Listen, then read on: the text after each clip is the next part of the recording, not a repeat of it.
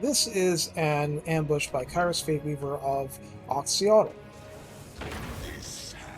And this is part of a pretty long-running war that I had with a campaign that I considered a noble failure in the end. It wasn't as good as I wanted, but I got lots of footage from it. And I wanted to show some off, the good, the bad, and the Brawling. And what I wanted to do, especially here, was take out this Oracle. Because besides Oxyotl himself, this Oracle, this one Oracle, is just the blight of your campaign whenever you deal with this faction. I was still using the cultists a lot, so I was doing great Skulls of Fire. Getting some pretty good damage because of how much there was a lot there. Blue and pink fire pouring in. And doing, decent results. I love having an Exalted Flamer on a flank, if at all possible. We have plenty of stuff trying to at least have access to the exits. And that's where I bring in the Chaos Knights of Zinj to try and cut that off. Because if it's not spears, they're going to be very effective at ripping apart units like these Red-Crested Skinks. They may be anti-armor, but they do not have any real resistance against being charged by large units. So here we're just trying to do overhead fire with, the occasional friendly fire hit, but they're not actually giving that much friendly fire when they're doing this. It's not an ideal firing position, actually.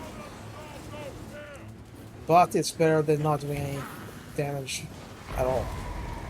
Now here we had a very good line for a Flaming Skull, or a Burning Head, but Flaming Skulls are how I refer to it in the vernacular. So here we have things decently under control, but we don't have Oxyotl taken out, and we still have these dinos to worry about. My Exalted Flamer specifically getting beat up there. I have Kairos helping with the Community Stalkers.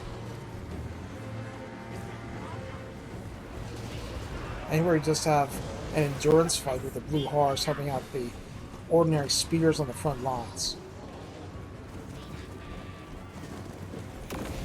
We had our Chaos Knights really beaten up. I'm not sure that it was the best use of them, but Oxyotl fights get hard. Most everything has poison, the Chameleon Skinks really hurt. We have some Dino on Board of Change action. Had to get Kairos away.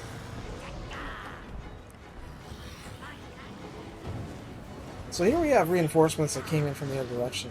And we have Screamers going in to fight the Oracle. At least to try to do some damage. And here we have the Chaos Knights low on HP, but still with half the units entity count still intact. Kairos taking a beating.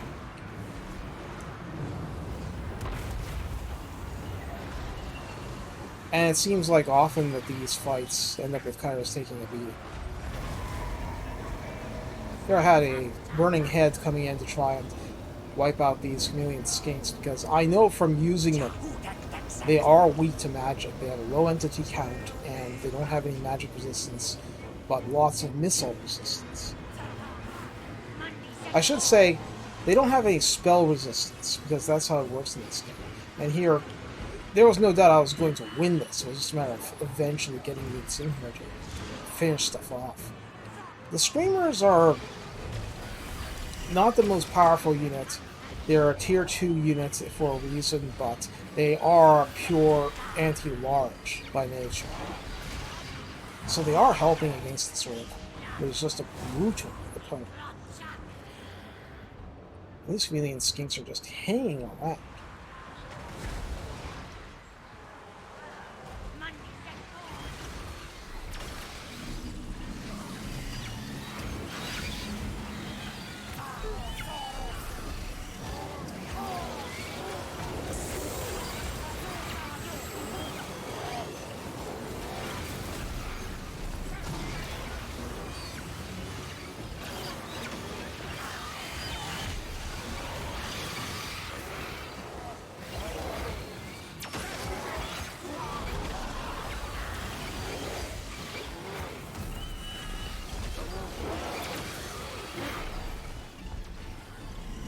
Finally.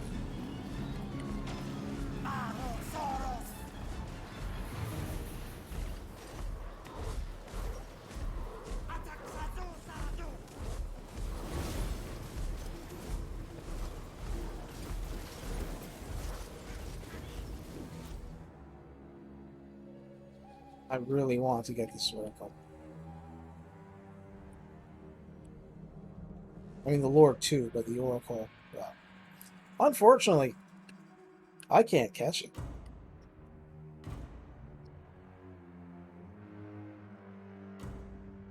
Oxyotl, maybe.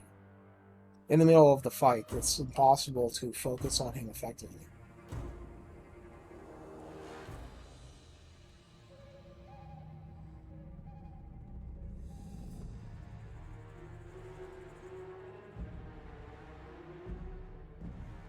I'm just showing this because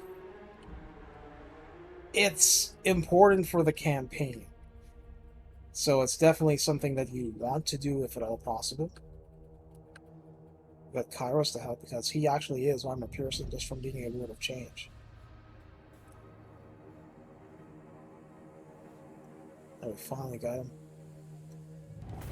And that brings us to the stats for this Pyrrhic victory. For all their being beaten up, they did fair to work. Lost 4 units of horrors. Fair bit of damage dished out there. Lots by the cultist, lots by Kairos, and a lot of spear units getting pretty beat up and mauled. And that's the tail of the tape. Oh, look at these guys. 952. They really must have beaten up on those horrors.